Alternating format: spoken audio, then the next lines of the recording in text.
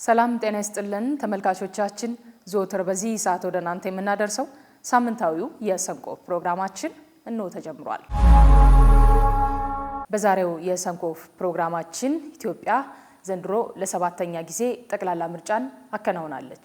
በዚህ ምርጫ ውስጥ የኢትዮጵያ ሕዝብ ድምጹን ከመስጠት ባለፈ ለሀገሩ ያለውን ጽናትና ፍቅር እንደዚሁም ደግሞ ተሻጋሪነት ለመንግስቱም ጽናት ሀገር በምን መልክ ልትሻገር ትችላለች ለሚለው ትርጉም ያዘለ እውነት ከምርጫ አኳያ ድምጹን በመስጠት አሳይቷል። ድምጽ በመስጠት ሂደት ውስጥ ያሳየው ቁርጠኝነት ለሀገሩ የሰጠበት ጽናት የተለየ እንደነበር የምናስታውሰው ነው።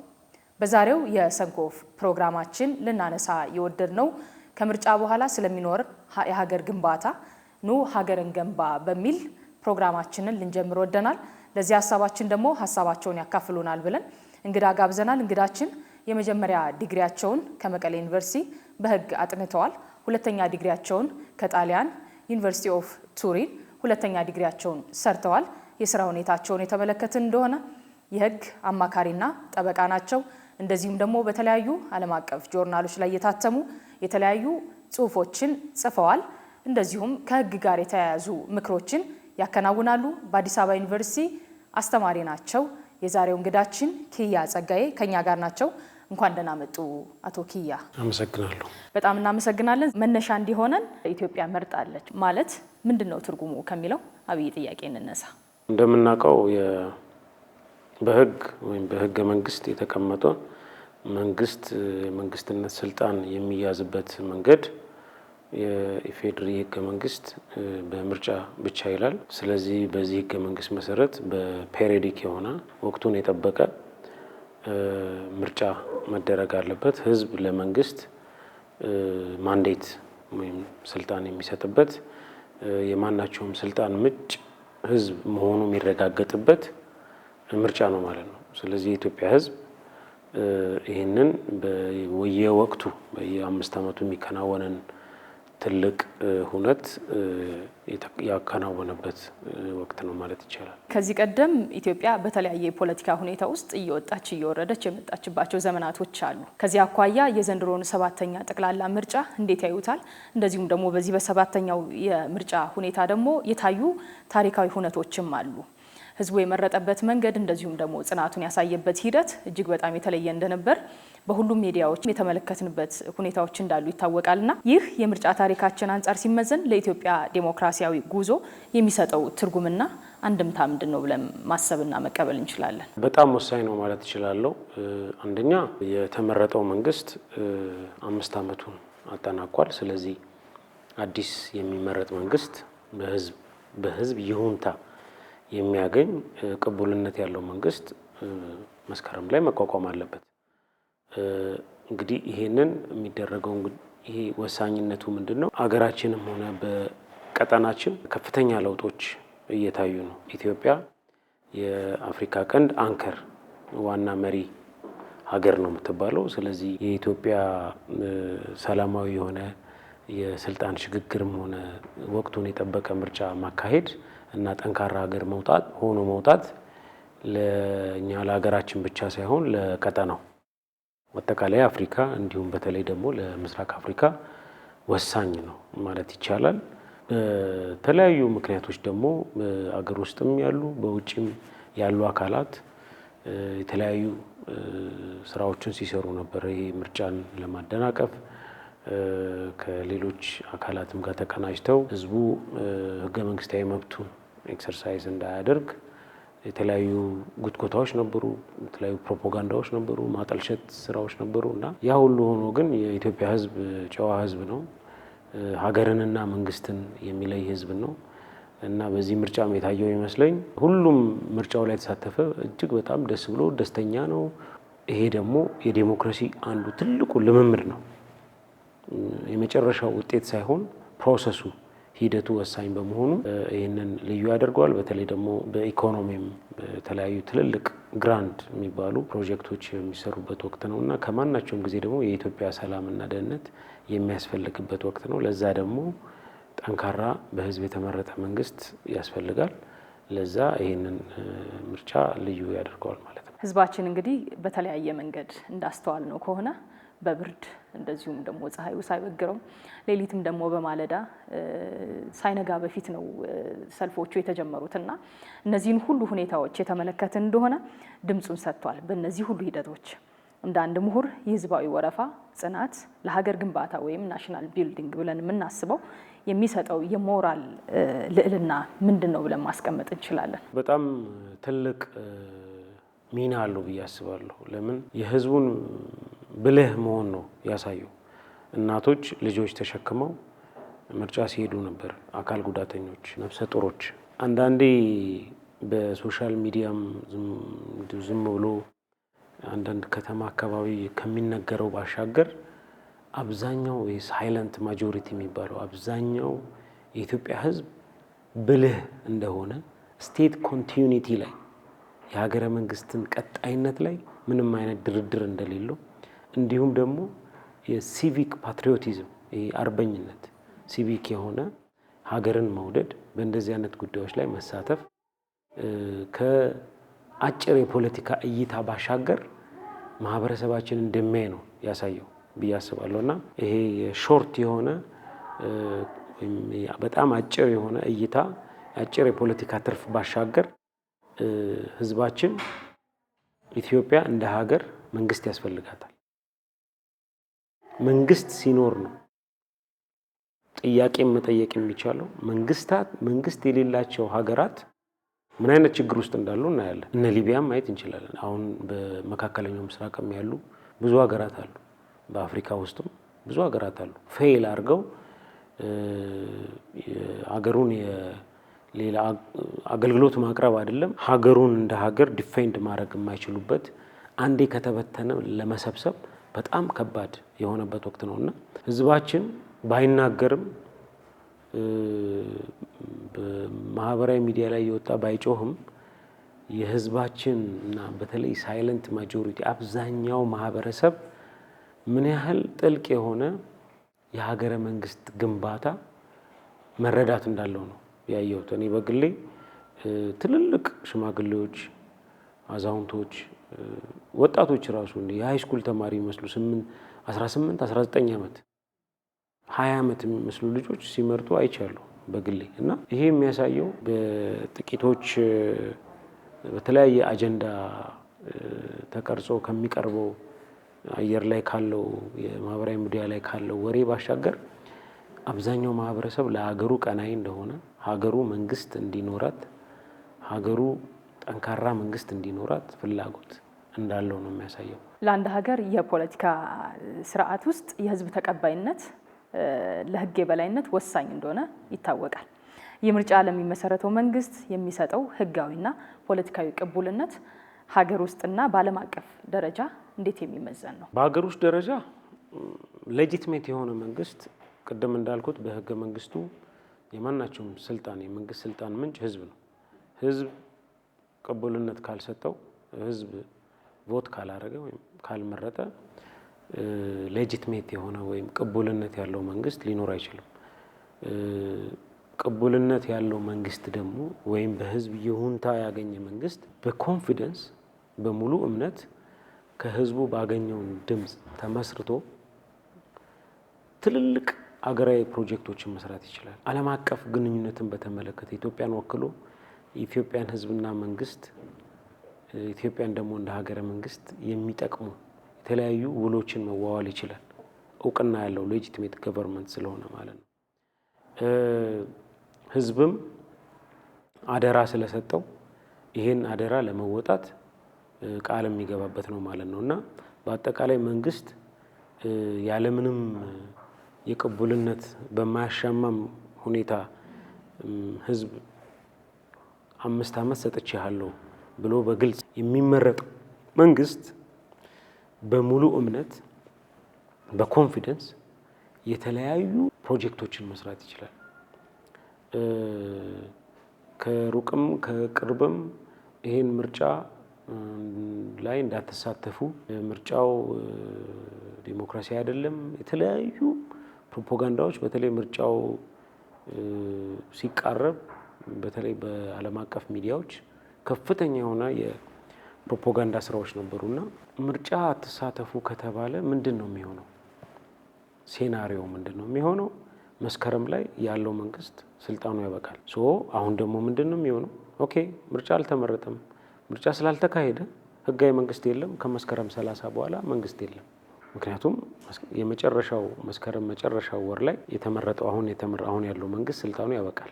አዲስ መንግስት መስከረም ላይ መቋቋም አለበት። በአጠቃላይ ይሄ ምርጫ መደረጉ ሌጂቲሜት የሆነ ህዝባዊ ቅቡልነት ያለው መንግስት ህጋዊ መንግስት እንዲኖር ይረዳል ማለት ነው። በተለያየ እድሜ የሚገኙ እንደዚሁም ደግሞ በተለያየ ሁኔታ ውስጥ የነበሩ የአካል ጉዳት ያልበገራቸው ልጅ ያዘሉ በተለያየ ሁኔታ ውስጥ የኢትዮጵያ ህዝብ በነቂስ ወጥቶ ምርጫ ያደረገበት ወቅትና ሁኔታ ሆኖ ነው ያለፈው። ከዚያ አኳያ ለሚመጣው ወይም ደግሞ ለሚመረጠው መንግስት የተከፈለው ዋጋ ህዝቡ የሰጠው አደራ በምን ልክ የሚለካ ነው? በምርጫ ህግ መሰረት የምርጫውን ውጤት ዲክሌር የሚያደርገው የምርጫ ቦርድ ነው። ዲክሌር ካደረገ በኋላ አዲስ የሚመሰረተው መንግስት በጣም ትልቅ አደራ አለበት ብዬ አስባለሁ። ትልቅ ኃላፊነቶች እና ግዴታዎች አሉበት ብዬ አስባለሁ። ቅድም እንዳልኩት የመረጠው የኢትዮጵያ ህዝብ ደልቶት ሁሉ ነገር አልጋ ባልጋ ሆኖለት ተመችቶት አይደለም። የኢትዮጵያ ህዝብ አርቆ ማየት ስለሚችል ቅድም እንዳልኩት ከትንንሽ የፖለቲካ ልዩነቶች ባሻገር የፖለቲካ ልዩነቶችን ወደ ጎን በማለት ሰፊውን ቢገር ፒክቸር ትልቁን ስዕል በማየት አብዛኛው ህዝብ ከ50 ሚሊዮን ህዝብ በላይ በዚህ ምርጫ ሂደት ውስጥ ተሳትፏል። የዚህ ህዝብ አደራ ቀላል ነገር አለ። እኔ ቢያንስ 3-4 ጉዳዮች በጣም ያሳስቡኛል፣ መደረግ አለበት ብዬ አስባለሁ። አንደኛው የተጀመረው የናሽናል ዲያሎግ የብሔራዊ ምክክር። ምክንያቱም አንዳንዶቹ የሀገራችን ችግሮች የሚፈቱት በንግግር ነው፣ ሀቀኛ የሆነ ንግግር ነው። እሱን በደንብ ፕሮሞት ማድረግ ያስፈልጋል። በዚህ ሂደት ውስጥ መሳተፍ ያልቻሉ አካላትም መላው የኢትዮጵያ ህዝብ ከሰሜን እስከ ደቡብ ከምስራቅ እስከ ምዕራብ መሳተፍ አለባቸው ብዬ አስባለሁ። ስለዚህ ከዚህ ከብሔራዊ ምክክር ኮሚሽኑ ከሚወጣው ንግግር በኋላ ወደ ኮንስቲቱሽናል ሪፎርም የማሻሻያ መሄድ አለብን ብዬ አስባለሁ። ለዚህ ደግሞ የሚመረጠው መንግስት ከፍተኛ ኮሚትመንት ግዴታ አለበት ብዬ አስባለሁ። ሁለተኛው ኮረፕሽንና መልካም አስተዳደር፣ ሙስናና መልካም አስተዳደር እየተሰሩ ያሉ በጣም መልካም ነገሮች አሉ። የአገልግሎት አሰጣጥን በተመለከተ ለምሳሌ መሶብን ካየን እሱን ማስፋት፣ ሌብነትን ደግሞ ሲሪየስሊ የሰረቀ ሰው ሲቀጣ ማየት ይፈልጋል የኢትዮጵያ ህዝብ። መንግስት ሰይፍም አለው። ሃርድ ዌይ ሰዎች ሊማሩ የሚችሉት በዛ መንገድ ነው።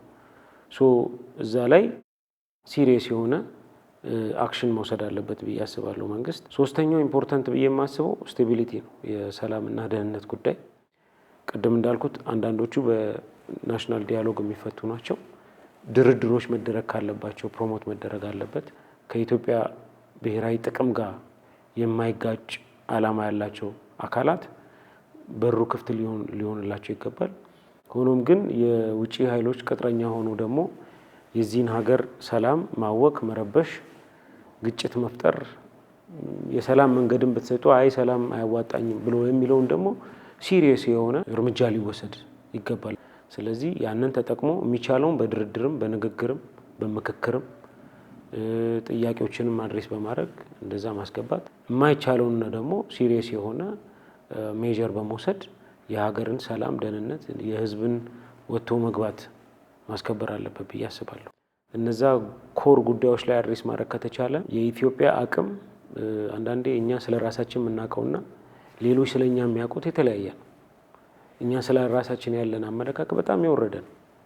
አንዳንዴ ሌሎች ሀገራት ሌሎች ዜጎች ስለ ኢትዮጵያ ያላቸው አመለካከት በጣም ትልቅ ነው። they have high regard ለዚህ ሀገር ትልቅ ህዝብ ነው፣ ታሪክ ያለው ህዝብ ነው፣ ሪሶርስ ያለው ነው፣ መሬት ውሃ አለው እና በደንብ ከተሰራ ኢትዮጵያን ብቻ አይደለም ከኢትዮጵያም አልፎ ለጎረቤት ሀገራት መትረፍ የሚችል ሪሶርስ ያላት ሀገር ናት ኢትዮጵያና አንዳንዴ ያንን መረዳት ያስፈልጋልና መንግስት እነዚህን ማመቻቸት አለበት። እንግዲህ የሚመረጠው መስከረም ላይ የሚቋቋመው መንግስት ማለት ነው። ኢትዮጵያ እንግዲህ ረጅም የሀገረ መንግስት ታሪክ ካላቸው ጥንታዊ ሀገራት መካከል የምትጠቀስና የምትቆጠር እንደሆነች ይታወቃል። ከዚህ አኳያ በሀገረ መንግስት ስልጣኔያችን ቀደም ያልን ብንሆንም በብሔረ መንግስት ሂደታችን ግን ብዛም የምንባል ደግሞ ብዙ ስራዎች የሚጠብቁበት ሁኔታ እንዳለ ሆኖ ግን ደግሞ አሁን በዚህ ጊዜ በተለይ ደግሞ ከተለያየ መንገድ የሚመጡ የውጭም የሀገር ውስጥም ጫናዎችን ተቋቁሞ ረጅም የሀገረ መንግስት ስልጣኔና ሁኔታ ውስጥ የነበረ ህዝብ እንደሆነ ዛሬ የሚያስመሰከረበትና በጠረጴዛ ዙሪያ ተመካክሮ ከመሻገር ይልቅ ግለሰቦችም ቡድኖችም ደግሞ የራሱን የካርድ ቅጣት የሰጠበት ድምጹን እንዴት መስጠት እንዳለበት ደግሞ ያሳየበት ትልቅ ጽናት የታየበት መንገድ ነውና ከዚህ አኳያ የአገርን የመገንባት ሂደቱ አንድ አካል መሆኑን ህዝቡ ያሳየበት በተግባር እንደሆነ ይታወቃል። ትርጉሙ ምንድነው? ሀገርን ከመገንባት አኳያ ይህ የሚሰጠው ጉልበትና ኃይልስ እንዴት የሚለካ ነው የሚለውን እናንሳ። ሀገር እንግዲህ የሚባለው በዓለም አቀፍ ህግ ስቴት የሚባለው አራት ነገር መሟላት አለበት። አንደኛው መሬት ነው፣ ቴሪቶሪ ምድር፣ ሰማዩንም መሬቱንም ጨምሮ። ሁለተኛው ህዝብ ሊኖረው ይገባል። ሶስተኛው በጣም ኢምፖርታንት መንግስት ገቨርንመንት ሊኖረው ይገባል። ያው አራተኛው እንግዲህ በዓለም አቀፍ ህግ መሰረት እውቅና ሪኮግኒሽን የሚባለው ማለት ነው። መንግስት የሌለው ሀገር ነው ማለት አይቻልም። የመንግስትን ቀጣይነት የሚያረጋግጥ ፔሪዮዲክ የሆነ ኤሌክሽን ወቅቱን የጠበቀ ምርጫ ማድረግ ካልተቻለ መንግስት ማቆም አይቻልም፣ መንግስትን መመስረት አይቻልም። ስለዚህ ሀገረ መንግስትን መስረት ስቴት ኔሽን ቢልዲንግን ኔሽንስ አር ቢልት ባይ ዘ ፒፕል በህዝብ ነው የሚገነቡት። ሀገረ መንግስታት የሚገነቡት በህዝብ ነው። ህዝብ ደግሞ ህዝብን የሚወክል ህዝብን ወክሎ የህዝብን ኢንትረስት የሚያስከብር መንግስት መኖር አለበት ማለት ነው። ያን መንግስት ደግሞ የሚመሰረተው በምርጫ ነው። ለእኔ ይሄኛው ምርጫ በጣም በጣም ወሳኝ ነው ብዬ የምለው ከመንግስት ከማቋቋሙን ባሻገር እኔ የኢትዮጵያ ህዝብ አብዛኛው ይረዳል ብዬ አስባለሁ። በዚህ በአባይ ወንዝ አጠቃቀምም ጋር በተገናኘ በሌሎች ባለን ታሪክም ከቅኝ ግዛት ጋር ካለን ታሪክም ከጥቁር ህዝቦች ምሳሌነታችንም አንጻር ከቅርብም ከሩቅም ኢትዮጵያን በተቻለ አቅም በግልጽም በድብቅም ሊያጠቁ የሚችሉ ብዙ አሰፍስፈው የሚጠብቁ ብዙ ኃይሎች አሉ እና ከዛ አንጻር ነው ይህንን ምርጫ በተለይ ደግሞ ለምሳሌ ከቀይ ባህር ጋር ባለን ጥያቄ ማን ስለሆነች ነው እንዴት ቆርጧት እኛ አስረናት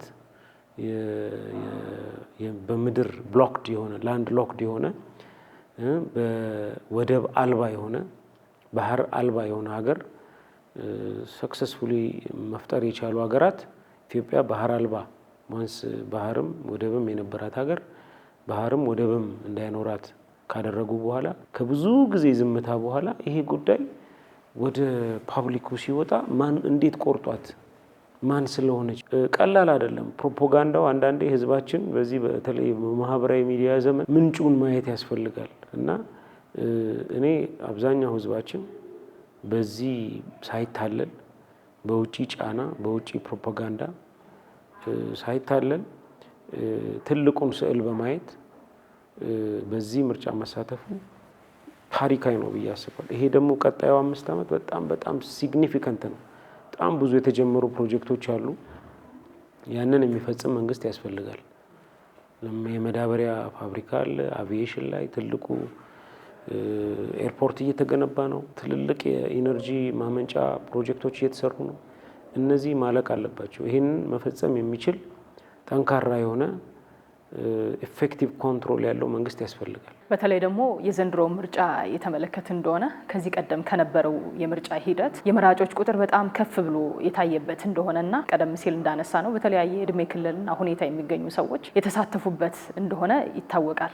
ከዚህ አኳያ የመራጮች ቁጥር ከፍ ማለትና በተለያየ ሁኔታ ውስጥ የሚገኙ ሰዎች መምረጣቸው ለኢትዮጵያ የዲሞክራሲ ባህል ግንባታ የሚኖረው ትርጉም ምንድነው ብለን ማስቀመጥ እንችላለን? አንደኛው ማንም ተመረጠ ማንም መሳተፍን አፕሪሺየት የሚያደርግ ህብረተሰብ ተፈጥሯል። ተሳትፎ ፓርቲሲፔሽን። ምክንያቱም ትልቁ ቅድም እንዳልኩት ጎሉ የመጨረሻው ጎል ሳይሆን ፕሮሰሱ ነው። በሂደት የተሻሻለ የሚቀጥለው 8ኛው ምርጫ ደግሞ ከ7ኛው የተሻለ ከ8ኛው ደግሞ 9ኛው የተሻለ ይሄዳል እና ጄኔሬሽን ትውልድ እንደዚህ ነው የሚተካካውና በአንድ ጊዜ ፐርፌክት የሆነ ነገር ማግኘት አንችልም። ወደ 99% ምርጫ ጣቢያዎች ምርጫ ተካሂዶባቸዋል። በዚህ ደግሞ ለመጀመሪያ ጊዜ ዲጂታል አይዲን በመጠቀም ለምሳሌ እኔ በዲጂታል አይዲ ነው ሬጂስተርድ የሆንኩት። በእርግጠኝነት በሚቀጥለው ጊዜ በዲጂታል ቮቲንግ የአይሲቲ ማቴሪያሎችን በመጠቀም ሰዎች ከካርድ ባሻገር በኤሌክትሮኒካሊ ቮት የሚያደርጉበት ስርዓት ይኖራል ብዬ አስባለሁ። አንደኛ 50 ሚሊዮን ማለት ቀላል አይደለም ፓርቲሲፔሽኑ። ይሄ ማለት የብዙ የአፍሪካ ሀገራት ህዝብ ነው። 10 ሚሊዮን ህዝብ ያላቸው ቢያንስ 20 የሚሆኑ ሀገራት አሉ አፍሪካ ውስጥ። የቁጥሩ መብዛት የሚያሳየው በኤሌክቶራል ፕሮሰሱ በምርጫ ሂደቱ ሰዎች ኮንፊደንስ እንዳላቸው ያሳያል። ተሳትፎ አንዱ ትልቁ የዲሞክራሲያዊ ማህበረሰብ የመፍጠር አንዱ ሂደት ተሳትፎ ነው። የዲሞክራሲ ልምምድን የተመለከተ እንደሆነ በግለሰቦች ወይም ደግሞ በአንድ ሰው በጎ ፍቃድ ላይ የሚመሰረት ሳይሆን በተቋማት ጥንካሬ ላይ የሚለካና መሰረቱን ደግሞ በሱ ላይ የሚያደርግ እንደሆነ ይታወቃል። ሌሎች ደግሞ የዲሞክራሲ ተቋማትን እየገነቡ እንደዚሁም ደግሞ ሰለጠኑም አደጉም ብለን የምንላቸው በዓለም አቀፍ ደረጃ የምናነሳቸው ሀገራት ይሄኑ መሰረት ያደረገ ሂደት እንደተከተሉ ይታወቃል። ከዚህ አኳያ የዘንድሮውን ምርጫ የተመለከተ እንደሆነ የምርጫ ቦርድ ሂደትን ቀደም ሲል የነበረው በስልጣን ላይ የነበረው መንግስት ሲያደርግ የነበረው ሁኔታ እንዴት የሚለካ ነው? ለቀጣይስ ደግሞ የሚሰጠው የቤት ስራ ምን ያለ ነው ብለን ማንሳት እንችላለን? ነፃ ሆኖ እንዲሰራ ከማድረግ አኳያ የ2013 ምርጫ ከ5 ዓመት በፊት ከመካሄዱ በፊት በጣም አስገራሚና ትልልቅ ለውጦች ነው የተደረጉት በምርጫ ቦርድ። ያኔ የተጣለው መሰረት ነው ዛሬ ለተደረገው ትልቅ ስራ አስተዋጽኦ ያደረገው። በመጀመሪያ 2 ወሳኝ የተባሉ አዋጆች ጸደቁ። ፖለቲካል ስፔሱን የሚያሰፉ የፖለቲካ ፓርቲዎችን ተጠያቂነት መብት ስትሮንግ የሚያደርጉ የራሱ ደግሞ የምርጫ ቦርድን ማቋቋሚያ አዋጅ ራሱ የምርጫ ቦርድ አቅምን የሚያሰፉ ከተቋም ደረጃ ከቢሮ አንጻር አስታውሳለሁ። አንድ ትንሽዬ ቪላ ቤት ነበረች ወደ ጥቁር አንበሳ ጋር የነበረ የኢትዮጵያን አጠቃላይ ኢትዮጵያ ውስጥ የሚኖርን ምርጫ የሚያከናውን ህዝበ ውሳኔን የሚያከናውን ተቋም በአንድ ትንሽ ቪላ ቤት ውስጥ ነበረ እና በሰው ኃይልም የለውም፣ ኢንስቲትዩሽናል ካፓሲቲ የለውም፣ የሰው ኃይል የለውም። ተቋሙም እንደ ተቋም ጠንካራ አልነበረም። ኢሚዲየትሊ ከ5 ዓመት በፊት አዋጆቹ ተሻሽለው አዋጆቹን ተከትሎ ደግሞ ምርጫ ቦርድ ራሱ የተለያዩ መመሪያዎችን የምርጫ ታዛቢዎችን፣ ሚዲያዎችን፣ ስነ ምግባርን ወደ 11 የሚሆኑ መመሪያዎችን ሊያወጣ ችሏል ማለት ነው። በዛ የተሰራው የኢንስቲትዩሽናል ካፓሲቲ ቀላል አይደለም። 50 ሚሊዮን ማለት 50 ሚሊዮን ዜጎችን እንዲሳተፉ ማድረግ መቻል ቀላል ነገር አይደለም። ወደ 50 ሺህ የሚሆኑ ምርጫ ጣቢያዎች አሉ ኢትዮጵያ ውስጥ። ለ50 ሺህ ምርጫ ጣቢያ የመራጮች ካርድ መበተን፣ እሱን ማዳረስ፣ ምርጫ አስፈጻሚዎችን መልምሎ አሰልጥኖ ሬዲ ማድረግ ቀላል ስራ አይደለም። ትልቅ የሎጂስቲክስ አቅም ነው የተገነባውና እኔ ትልቅ ክብር አለኝ ለምርጫ ቦርድ አመራሮችም። ምክንያቱም በእርግጠኝነት ብዙ እንቅልፍ አልባ ሌሊቶችን አሳልፈዋል እዚህ ቦታ ለመድረስና አንዳንዴ አፕሪሼት መደረግ ያለበትንም አካል አፕሪሼት ማድረግ ያስፈልጋል። ከዛም በላይ ደግሞ የህዝብ ተወካዮች ምክር ቤት ፓርላማው ቀጥታ በቂ በጀት በመመደብ ከዚህ በፊት የኤክስኪዩቲቭ ኦርጋኑ ወይም በቀላሉ የአስፈጻሚው አካል ነበር ለምርጫ ቦርድ በጀት የሚለቀው። አሁን ቀጥታ ተጠሪነቱም ፈንዱንም የሚለቀው የህዝብ ተወካዮች ምክር ቤት ነው ማለት ነው። ይሄ ቀላል ልምምድ አለ። በሂደት ደግሞ ያሉበት ክፍተቶች እየተሞላ በተለይ ዲጂታላይዜሽን፣ ክልሎች ላይ ያሉ ቅርንጫፎችን ማስፋት፣ በዚህ ኤሪያ ላይ የሰለጠኑ ዜጎችን በማሳተፍ የሚቀጥለው ደግሞ ምርጫ በጣም ቤስት ይሆናል ማለት ነው። ከምርጫው በኋላ ደግሞ ኑ ሀገርን ገንባ በሚል ትልቅ መሪ ቃል ደግሞ ቀጣይ ስራዎችን ለመስራት ደግሞ ትልቅ እንቅስቃሴ የተጀመረበት ወቅት ላይ ነው ያለነውና በተለይ ደግሞ በምርጫው ሂደት የታየው ሰላማዊ እንቅስቃሴ ወደ ናሽናል ሪኮንሲሊዬሽን እንዴት መቀየር ይችላል የሚለው ላይ ጥቆማ መስጠት እንችላለን። የሚመረጠውን ፓርቲ የሚያሸንፈው ፓርቲ ማለት ነው whoever is ማንም የሚያሸንፈው እስካሁን ያው ዲክሌር ስላልተደረገ በሀገር ግንባታ ሂደት ውስጥ ተፎካካሪ ፓርቲዎች ጉልህ ሚና ሊኖራቸው ይገባል።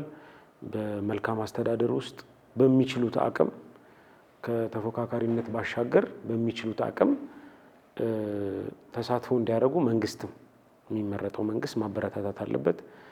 ፕላስ ፖለቲካል ስፔሱንም ማስፋት አለበት። አሁን ያሉ የታዩ ችግሮችም ካሉ እነሱን ከተፎካካሪ ፓርቲዎች ጋር እየተመካከሩ እነዚህን ጉዳዮችን አድሬስ ማድረግ አለበት ብዬ አስባለሁ። ምሁራን እንደርሱ ያሉት እና ደግሞ ሌሎችም ኢትዮጵያውያን ከምርጫ በኋላ ያለው የፖለቲካ ምህዳር በእውቀትና በምክንያታዊነት ላይ የተመሰረተ እንዲሆን ምን አይነት ሚና መጫወት አለባቸው ብለን ማስቀመጥ እንችላለን? ይሄ በጣም ኢምፖርታንት ነው። በኢትዮጵያ ታሪክ ውስጥም ኢትዮጵያን ጠቀምን ብለው ኢትዮጵያን በማይጠቅም ኢንጌጅመንት ውስጥ የገቡ ብዙ ምሁራን ነበሩ። በተለይ በ1970ዎቹ 60ዎቹ የኢትዮጵያን ዘላቂ ጥቅም አርቆ ማሰብ ባለመቻል ለምሳሌ በ1960ዎቹ ይሄ ፊውዳል ንጉስ ከስልጣን ይውረድ እንጂ ኢትዮጵያ በአብዮት ትልቅ ደረጃ ትደርሳለች በማለት አንዳንዶቹ ኢትዮጵያን ከማይጠቅሙ ኃይሎች ጋር አብረው ከፍተኛ ችግር የተፈጠረበት ነበር።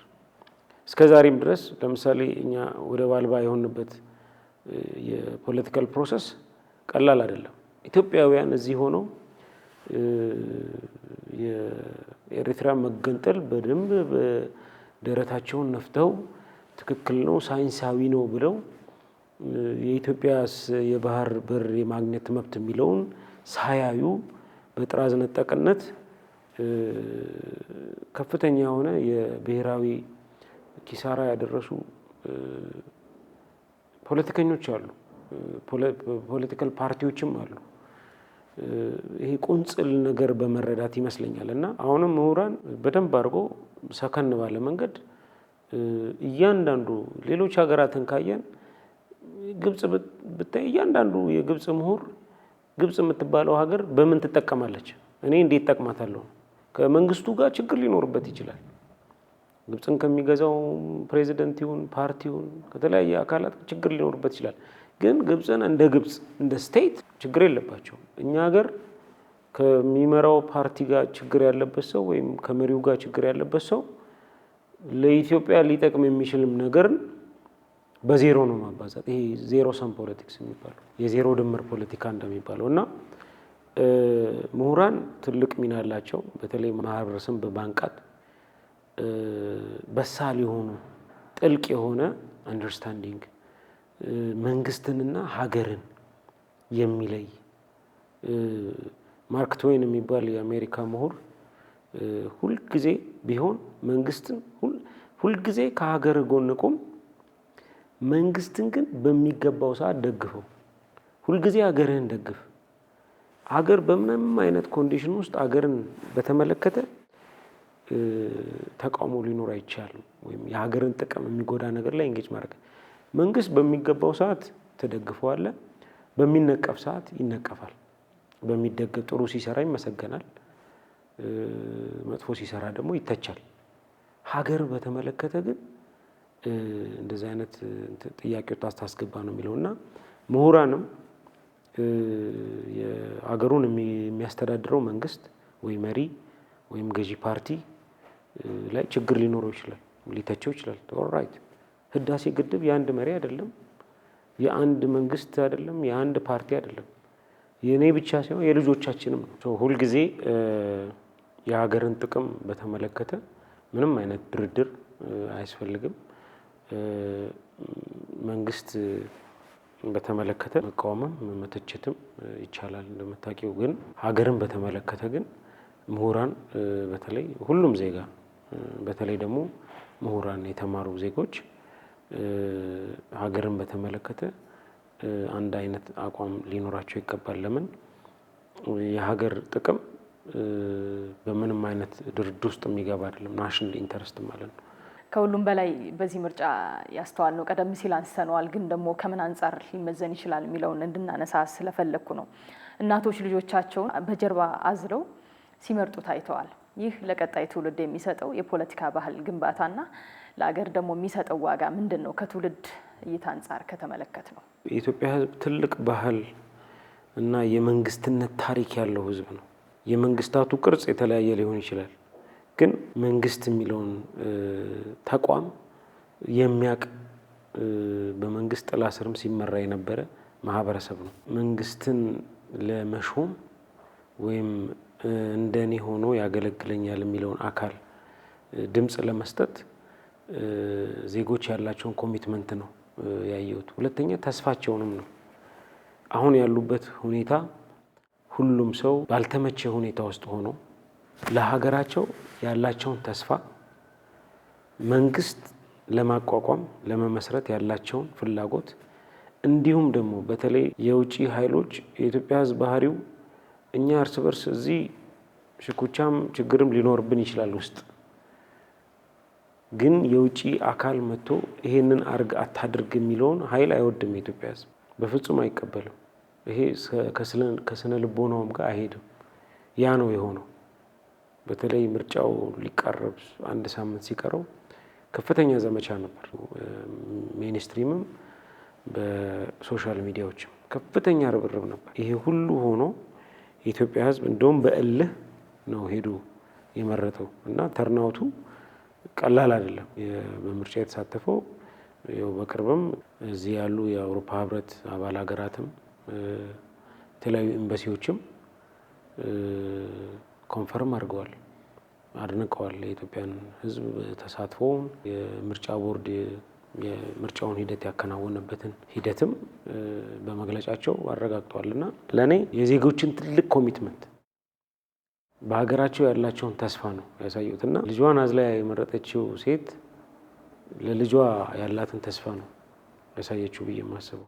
በህጋዊ መንገድ የሆነ ለውጥ ማምጣት እችላለሁ፣ የእኔ ቮት ማተር ታደርጋለች፣ የእኔ ድምፅ ለውጥ ታመጣለች ብሎ በተስፋ ነው ሰው የተሳተፈውና ይሄ ሊደነቅ ሊበረታታ ይገባል ብዬ አስባለሁ።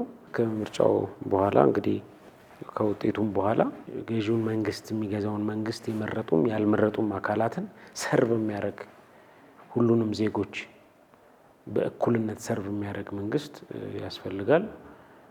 ለዛ ደግሞ ተፎካካሪ ኃይሎችም በቀናነት የግድ በፖለቲካ ብቻ ሳይሆን በተለያየ መንገድ ዜጎች አስተዋጽኦ ያደርጋሉና የተለያየ አስተዋጽኦ እንዲያደርጉ ውጤቶችን ደግሞ በጸጋ ተቀብሎ ወደ ኔክስት ስቴፕ ደግሞ የሚቀጥለው ጊዜ የተሻለ ምርጫ የምናደርግበት ግራጁዋሊ ማለት ነው። የሌሎች ሀገራትን ዴሞክራሲያዊ እድገት ካየን እንደዚህ ነው። ዛሬ በዴሞክራሲ ሬላቲቭሊ የተሻሉ የምንላቸው ሀገራትም ቀስ እያለ ይሄ ፕሮሰስ ነው። በኦቨርናይት የሚመጣ ለውጥ የለም። በሂደት እየተጠናከረ ተተኪዎች እየተፈሩ አዳዲስ መሪዎች እየመጡ ሀገርን የሚቀበሉ መሪዎች እየመጡ ተዋርደስ ፐርፌክሽን እንሄዳለን ማለት ነው። ምክንያቱም በዚህ በጉልበተኞች በሆነ ዓለም ውስጥ ኢትዮጵያ ጠንካራ ሆና የኢትዮጵያን ብሔራዊ ጥቅም የሚያስከብር መንግስት ኖሯት እንዴት ሰርቫይቭ ታደርጋለች? ዳትስ ኤ ኩዌስችን። ሁሉም ሀገር የመጀመሪያና የመጀመሪያው ጥያቄው የራሱ ብሔራዊ ጥቅም ነው፣ ናሽናል ኢንተረስት ነው። ሁሉንም ሀገር እንቅስቃሴ ድራይቭ የሚያደርገው እያንዳንዷ ገንዘብ የሚያወጡት ኢትዮጵያ ለሀገሬ ምን ይዞልኝ ይመጣሉ። እኛም አሁን በጣም አስቸጋሪ በሆነ በዚህ በቀጠና በተለይ በአፍሪካ ቀንድ ቀጠና ግሎባሊ እያየን ነው። ከፍተኛ ጦርነቶች አሉ። እንግዲህ በኢራንና አሜሪካ እስራኤል ጦርነት ብቻ ምን ያህል እያንዳንዳችንን በነዳጅ አፌክት እንዳደረገን አይተናል። በእንደዚህ ኬኦቲክ በሆነ ዓለም ውስጥ ጠንካራ መንግስት ኖሯት ኢንተረስቷን የሚያስከብር መንግስት እንዴት ይኖራታል? ዲስ ኢዝ ትልቁ ጥያቄና እዛ ላይ ዜጎች ያንን ሰፋ ያለ ትልቅ ስዕል ማየት መቻል አለብን ብዬ አስባለሁ። አሁን 7ኛውን ጠቅላላ ምርጫ አከናውናለች ኢትዮጵያ። ከዚህ ቀጥሎ ደግሞ ሀገርን በመገንባት ውስጥ በሚኖረን የቤት ስራና የወደፊት ደግሞ ዕጣ ፈንታን የመወሰን ጉዳይ ውስጥ ደግሞ ማንም ሰው ያለበት ሁኔታ ላይ መንግስት ነው ብለን ማስቀመጥ እንችላለን። ሁሉም በስራው በሁኔታዎቹ በአጠቃላይ ኢትዮጵያን በመጥቀምና ራሱንም በመጥቀም ውስጥ የሚሄድበት ሂደት የራሱን ጠጠር መጣል ያለበት ሂደት ውስጥ መገኘታችን ውዴታ ሳይሆን ግዴታ የነገ ደግሞ ትውልድ መገንባትና መስራት ዋስትና ነው ብለን ማስቀመጥ እንችላለንና ከዚህ አኳያ ጊዜ አለን ወይ? የቤት ስራዎቻችንን ከዛሬ ይልቅ ለነገ የማሳደር ጉዳዮች አሉብን እና የኔ ጉዳይ አይደለም ብለን የመመልከት አባዜም አለብን። እዚህ ውስጥ ደግሞ ትልቅ ሰንኮፍ አለብን። ሌሎች እንዲያረጉልንና ሌሎች እንዲሰሩልን የመጠበቅም ጉዳዮች አሉና ከጊዜ አኳያ ጊዜ አለን ወይ? አብዛኞቻችን ለኢትዮጵያ እድገትና መጻኢ ዕድል መወሰን ጊዜ አለን ወይ? ምን አይነት ጠጠሮችን ስንጣል ሀገርን በመገንባት ውስጥ? አይ ቲንክ ሁሉም ባለበት ሙያ ባለበት ቦታ አስተዋጽኦ ማድረግ አለበት ብዬ አስባለሁ። የመንግስት ሚና ያው የመሪነት ሚና ነው። እሱ ምንም የሚያሻማ አይደለም። ግን መንግስት ደግሞ ስንል ከአንድ ንግድ ቢሮ ውስጥ ጸሐፊ ጀምሮ ጽዳቱም እስከ ሚኒስትሩም ድረስ እነዛ ተሰባስበው ነው መንግስት የሚባለውና እያንዳንዱ ዜጋ ትልቅ ኃላፊነት አለበት ብዬ አስባለሁ። ብዙ ጊዜ አይዲያሊስት ሀሳባዊ የሆኑ ሰዎች እኔ እኮ ይህን ከተማ ወይም ይህን ሀገር መቀየር ሀሳብ አለኝ ግን ምን ያደርጋል እንትን አይነት በገሌ በእንትን ምክንያት የሚል አይነት ምክንያት ይደረድራሉ እና ቤታቸው ስትሄጂ የቤታቸውን በር ላይ ያለውን ቆሻሻ አላጸዱትም። ለምሳሌ እነ ቻይናን ሳውዝ ኢስት ኤዥያን አካባቢ የቀየረ ትልቅ ፍልስፍና ነው። ምንድነው? በተጨባጭ አክሽን መውሰድ። አንድ መሪ ነበር ዴንግ ሾምፒንግ የሚባል የቻይናን አሁን ያለችበትን ኢኮኖሚ መሰረት የጣለ ነው እና እሱ ድመቷ ጥቁርም ትሁን ነጭ ዋናው ነገር አይጧን መያዟ ነው፣ የድመቷ ከለር ችግር የለውም የሚል አይነት አባባል አለውና ዜጎች አይ ቲንክ በተግባር የሚሰሩት ስራ መኖር መቻል አለበት ብያለሁ። በተግባር የሚያሳዩት አገሬን ወዳለሁ መውደድህ ኦኬ ጥሩ ነው በንግግር ግን ጊዜህን ጉልበትህን ገንዘብ ያለው በገንዘቡ ገንዘብ ከሌለው በጉልበቱ ጉልበት ከሌለው በሰዓቱ በጊዜው የሆነ ነገር ጠጠር መጣል ያስፈልጋል። ባለንበት ቦታ ላይ ትክክለኛ ዜጎች መሆን መቻል ያስፈልጋል። ህግን የምናከብር ዜጎች መሆን ያስፈልጋል። ለኔ የመጨረሻ ጥያቄ ነው የሚሆነው ኢትዮጵያ እየመረጠች ነው ብለን የጀመርነው 7ኛ ጠቅላላ ምርጫ ወደ ኢትዮጵያ መርጣለች ወደሚል ሂደት ተሸጋግረን አሁን ላይ ውጤት የምንጠብቅበትና ከፊታችን የሚመጣው ውጤት ደግሞ አዲስ ለሚመሰረተው መንግስት የሚበሰርበትና ለህዝቡም የሚነገርበት ሂደት ላይ ነንና አጠቃላይ እዚህ ውስጥ ያለ መልእክት ምንድነው? ምርጫ ትልቁ በጣም አስፈላጊው ነገር ፕሮሰሱ ላይ መሳተፍ ነው። ፕሮሰሱ ነው። ውጤቱ ምንም ይሁን ውጤቱን በጸጋ መቀበል ያስፈልጋል። ፕሮሰሱ ላይ ግን ህዝባችን ተሳትፏል። ይህንን የዲሞክራሲያዊ ልምምድ ማስፋት ያስፈልጋል። ለምንድን ነው ያንን ገምግሞ የሚቀጥለው ምርጫ ላይ ደግሞ ቆንጆ የሆነ ስቲፍ የሆነ ኮምፒቲሽን ሊታይ የሚችል ውድድር ማየት ይፈልጋል የኢትዮጵያ ህዝብ። አሁን ደግሞ ያለው ዓለም በጣም እጅግ በጣም አስቸጋሪ ዓለም ነው። ዜጎች ስለ ሀገራቸው ሉዓላዊነት፣ ስለ ሀገራቸው አንድነት፣ የግዛት አንድነት ቴሪቶሪያል ኢንቴግሪቲ ሶቨርኒቲ በተመለከተ ከምንም ነገር በላይ ከፖለቲካ ትርፍ ከአጭር ጊዜ ፖለቲካ ትርፍ ባሻገር የሀገራቸውን ደህንነት፣ አንድነት፣ የግዛት አንድነት ላይ ትኩረት መስጠት አለባቸው ብዬ አስባለሁ። 130 ሚሊዮን ህዝብ የሀገሩን ደህንነት ካልጠበቀ ሊሄድ ቢልም የሚሄድበት ሀገር የለውም። ስለዚህ ኢትዮጵያውያን ቢዮንድ በጣም ከአጭር ጊዜ የፖለቲካ እይታና ትርፍ ባሻገር የሀገርን ሰላም፣ ደህንነት፣ አንድነት ላይ ድርድር ማድረግ የለባቸውምና ይሄ ነው።